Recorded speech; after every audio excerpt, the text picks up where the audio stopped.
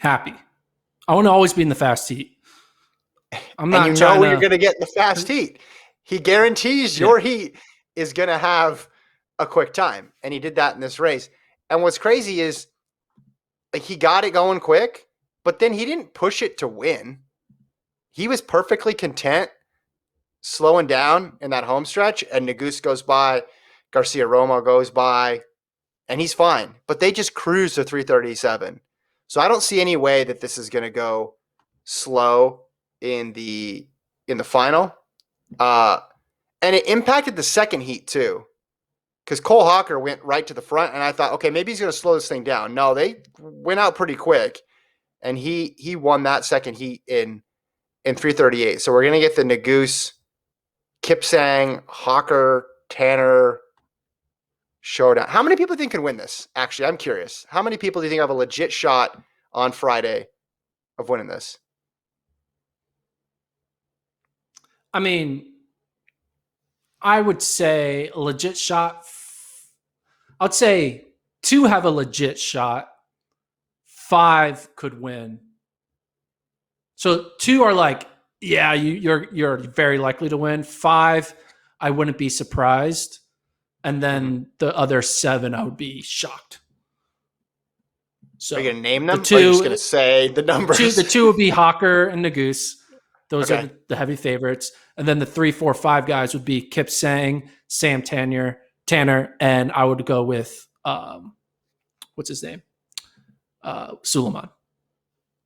Okay. Because I just believe in Ole Miss, and the Suleiman's the best of the 2 between him and Mario Garcia Romo. So, and then the rest, I would be surprised. Here's why I think this is interesting, and this is a bigger conversation than just this 1500 meter race. But the men's 1500 this year, in particular, has just taken on a totally different attitude, Gordon. We've talked about it on the pro side of things with people like Hoare, people like Josh Kerr, Timothy Cheruiyot. Well, he's been doing it for a couple of years, but getting after it and making the 1500 actually a 1500 instead of a 600 with a warm-up of 900 meters before it. And there could be the collegiate record on Friday. There could be several people breaking the old collegiate record on Friday. And people are going to yell about the shoes, and they're going to go, shoes. And that's fine. I think the shoes help. Otherwise, everybody wouldn't be wearing them. But you also need to take into account that we have had a small amount of 1500s and championship races where people really go for it from the gun.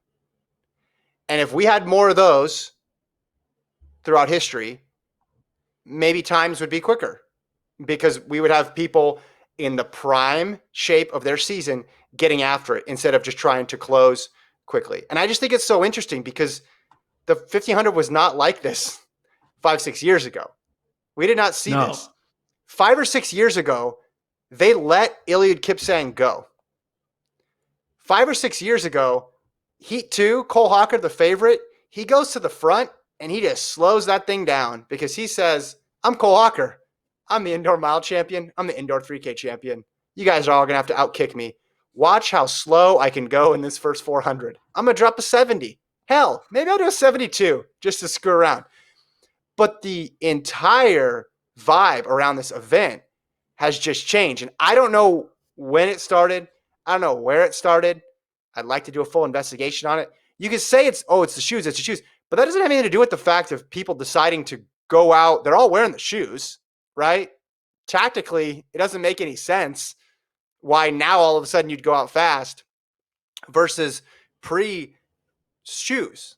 That to me doesn't make any sense. It's some sort of change in attitude with the competitors, and it's just been contagious to the point where we have races like this. And it's great. This is good. I want better 1500s.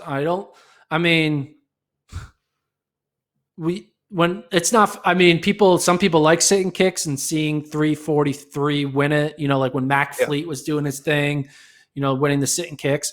But I liked it when you have people just go from the gun and it keeps it honest. And then it's truly like the best wins. It's not just like who has got lucky with a crazy crowd with 200 meters to go. I mean, that is an interesting part of sport when there's like that a little bit of chaos.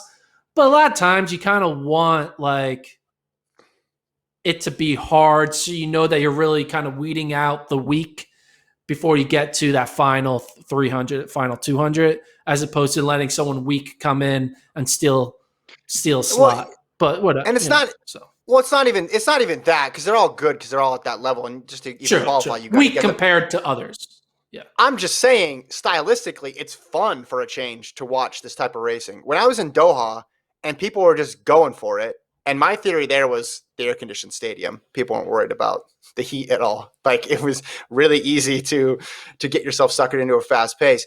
It was interesting. It was so much fun to see how the rest of the field reacts, and it was fun to see distance runners in the best shape of their season get to put that fitness to the test for the full distance that they're competing and not have it just be a last lap burn up or 2 laps to go, right? We already have the 800. We don't need to see it again in the 1500. We already have the 1500. We don't need to see it again in the 5000. Again, it's fine. And they're still worthy people winning those races. And they sometimes develop into really exciting races, but it's good just to see a change. It's good to see a switch. And it's just interesting because I thought for sure, I'm like, man, Hocker Heat 2 going to the front. All right, he's going to slow this down.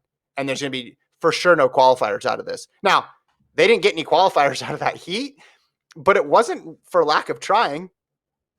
Right? They got after it. 338 in a prelim? Are you kidding me? I mean, we're normalizing sub 340, which is great. We need to normalize it more. Sub 340 should be a baseline for every elite field in the NCAA system, which is great. Yeah. Well, we'll see if it continues, but it's great. I'm just saying this. Hold on. Well, I want to talk about the DQ too in the 15, if you want, because I know you like DQs. But like, I say this just because we're gonna get inundated with shoe takes after the 1500, and I just want people to be prepared for that. That you could also say, hey, it's just the fact that we have people going for it in 1500 meter finals, which they haven't done in years. All right, Reed Brown from Oregon, DQ'd. What do you think? What was the reason? Home stretch looked like he passed right at the line. Passed right on the inside from the angle I only saw one angle. It was from very far away. I could not draw any conclusions, but it looks like that's where it came from. Man, Oregon milers, you said to me in text, they keep on getting DQ'd. Saw James West dealing with his stuff. Now you see Reed Brown here again DQ'd in this 1500. It's always a bummer, but especially, I mean, sometimes 1500 meter DQs are kind of weird because it's such it's a fast tactical race a lot of times. So there's a lot more touching and pushing and like missed trips and steps that can kind of cause people to lose balance. Because you're just going at such a quicker pace than you would be going like in a 5K or 10K. So you can easily lose your balance. But yeah, it was a bummer. Kind of feel bad for Reed Brown on his home track. Oregon only getting, looks like one guy into the final after having 3 there, and West and Brown both not making it. But there's one event I want to